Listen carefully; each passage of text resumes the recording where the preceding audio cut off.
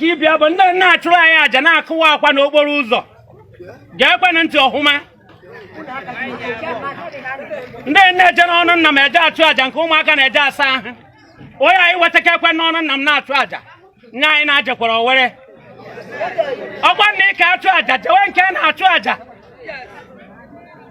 Johnson ọha ndị na-eje achụrụ anyị aja rie anyị wetakwa ha okporo ụzọ anyị bụ ọ bụ ha achụzinala anyị aja ebe ahụ ndị na-akụwa akwa n'okporo ụzọ anyị wetakweghị igoro anyị 100 crates of egg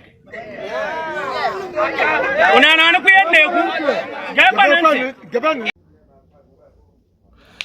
ekenekwa m Igbo ndị ọma na-ege m ntị asị na ebe nọ na-enene m udo dịle onye ọbụla dịle nwoke dịkwalụ nwaanyị.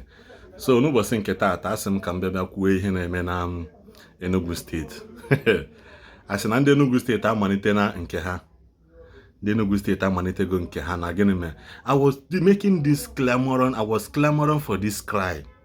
See all the whole eastern region governors to come and to come out and begin to make this thing as a mandatory law. Or mandatory law how kwesịrị because now I have Asia Anambra state and not with the neighboring state and how no they making cause havoc, cause confusion. I so much want to thank these security people that started this initiative. Achọrọ m ka unu gee this video ntị ka unu know the laws agụpụta ma enwetakwa gị ebe na-achụ aja, nweta gị ebe na-akụwa akwa, nweta gị na eji ije abalị, nweta gị na ndị mmadụ bịa ọlụ na be gị na-enweghị mago inwe ndị mmadụ na site be gị site and you did not come and alert the security that they are going to take drastic measures against you. So biko no achọrọ m ka unu nene this video mee gịnị neneluo ya n'isi. Ọzọ dị ka ibia wee bụrụ as for Goa bụ dimkpa mmadụ dịka gonwe ihe na-alụ ịpụta everyday igwe ịga a na-akụ ogologo akụ maka bọọlụ, akụ maka bet n'abalị na-eru na na-emefusi ego. Anya gọọmenti adịghị ebu unu na kwefu n'ọgba no retreat no surrender, no retreat no surrender because ahapụ unu ya eme gịnị, unu ya eme unu ya eme na nke ezi unu mee nke a naziri unu. Because this video is just very, very sweet. For this video, I was so happy.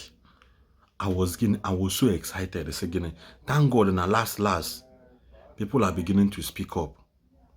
Because I can't eat when I say because on the buy. Unu wepụ na aka enwe n'ofe tupu ọ aka mmadụ, wepụ na aka enwe n'ofe tupu ọ aka mmadụ. A na-asị ị na-akwadokwa ire eme na omenala na-eme n'ọdịnala Igbo. But most of these people are actually going for their selfish interests. They are all going for their own selfish interest. They don't have the interest of the people at heart. They don't have it. They are after with their own selfish gain. And this thing we can say I call on Soludo and every other government official. Because I'm still begging. You come across this video, try as much as you can to share it. Let there be a law. Any openable blogger about attentive doctor now again. A wolo blogger so na ebupute ndị dibia na anala ego na promote ha sekpole ya. A wolo blogger ipute na asọsọ ọlụ gị bụ na achọpụta ndị dibia ya na akwụgo go kine promote ha sekpolo ha. And ebe me investigation afọ na iso ebupute all this dibia no na akpa mkpamkpa na out east niile as a whole from akwa ọkụkọ to the least person ọbụla nọ na ya enide ikpoga akpụ. That is it, because the thing let there be peace in the land. Let there be peace in the land. And we kidnapping yesterday. That kidnapping is also a wake-up call for the government. Say Chubako Mazia, Chubaha Chupuwe Himo, and Obodo de la Hatof now. A lot of them are packing out of Anambra State. At least this is the first time we're kidnapping in over 2 weeks now. Unlike all the time, daily occurrence, every day an atom mad, I'm also emphasizing Biko, Governor of Enugu State, I urge all the local governments in Enugu State, all these local areas, everybody chain. Because I like him security man, I was saying, on well law, near Montalo one is wishing I'm on a enwere onye mụtalụ nwa na-ezu oshi na mara na nwa na-ezu oshi si afụcha all this propaganda na wepụta na-eme si na ịmagonana all of them macha na nwa ha na-ezu oshi just that they don't want to speak about it. Ndị Enugu ebidogo nke ha, Abia steeti ya ebido, Ebonyi steeti ya ebido, kedu afa ha? Imo steeti budo nke ha mkpocha na nzacha. Because Imo steeti ekpocha ndị dibịa, kpocha ndị ogbu mmadụ, ndị ọtọ mmadụ, kpocha ndị Fulani herdsmen. Now, let this massive sanitization of Igbo land, let it go round. Nyabuli ha na-akpọ merry go round. Nyabulu onye ọbụla oke n'ọsọ ngwele n'ọsọ nsogbu adị ngwale n'ezie na the full video go on ihe the security man okwu. Anyị bịa kịta onye mekwe mkpọtụ nke mmanwa ya ahụ ọnọdụ wetara jewenụ ntị ọ dị ihe na-anọ anyị ji wee bịa kịta and ihe anọ anyị kwuru anyị kwukwe ka ọ chara ya unu emekwere ndị sekuriti akpọrọ nke apụchakwara je ya zarakwa ya ekinekwa mmadụ. Nke mbụ bụ na ndị na-eje ije abalị ha mewe mkpọtụ na onye njọrọ. Ndị na-eje ije abalị biko nke ọbụla ị na ọkụkwa 10:30 lahụ nke ọnụ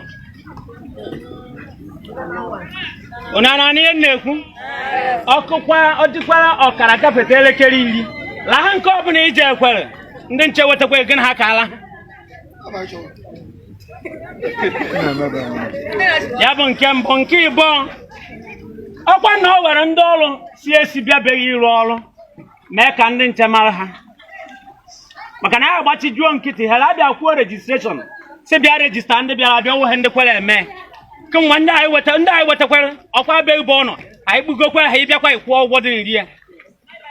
Ọkwa na owe ndị nche bịa n'obeghị bịa n'ofisi ndị nche kọwara anyị ndị ọrụ n'obeghị na ndị aha ha na one ha dị na nke ha nọ ịsa na ala anyị anọghọzi emechekwe anyị wetakwa ha n'ụzọ mgbe ọnụ ntosu ho ma anyị hụ ha ihu ha ba dị anyị kenye anyị ma anyị akpọrọ ha ọzọ dị ka ịbịa bụ ndị na-achụrụ anyị aja na-akụwa akwa n'okporo ụzọ ga-ekwenụ ntị ọhụma. Ndị na-eje n'ọnụ nna m eje achụ aja nke ụmụaka na-eje asa ahụ onye anyị wetakwa ekwe n'ọnụ nna m na-achụ aja nye anyị na-ajekwara owere ọkwa na ịka achụ aja jewe nke na-achụ aja Johnson ọha ndị na-eje achụrụ anyị aja nri anyị wetakwa ha okporo ụzọ anyị bụ ọ bụ ha achụzinala anyị aja ebe ahụ. Ndị na-akụwa akwa n'okporo ụzọ anyị wetakweghị igoro anyị 100 crates of egg. Ụnana anụkwa ihe na-ekwu ga-ekwenụ ntị ịchọkwa nchụ aja jee nke na-achụ aja ọkwa na ịchọrọ ịchụ aja na mmiri jee nganga sechata nke ịka achụ aja and ndị na-atịghara anyị ehi n'imi bụsaikikwa eweta onye ọ anyị adịje n'ọdụ ehi n'iworo. Ọzọ dị ka ịbịa bụ ọkwa na ị ma na ị na-ele stọọ ma n'ime ogbe ma n'etiti ụzọ Wednesday na-abịa ọkụkwa 10 o'clock bịa na civic center ndị niile were stọọ ndị niile na-akpọba ahịa ma n'ogbe o ma n'etiti ụzọ ọtụkwa 10 o'clock bịa na civic center ka anyị na unu kpaa ọnọdụ anyị na unu. Wednesday na-abịa 10 ụtụtụ then onye mụkwara nka kwubekwa ọnụ onye osi nọkwa be nwatakịrị enekwa ezi osi ya sịkwa ya hapụ obodo a. Ụnana na ihe na-ekwu ọkwa na ụwa gị na-eje osi owe nọ nya nwa nwa na-eje osi na mma ha maka na oke ebido na owuwe ego gị wee mewe ya. Ọkwa na ụwa gị na-eje osi sịkwa ya hapụrụ anyị obodo a ozo mgbagbu ọgbaja nke kpọkwara maka na anyị wetakwa ịbịakwa mbe ruo ikekwa abara n'ime so ka ọ ragodi anyị n'ọfụ jisi n'ike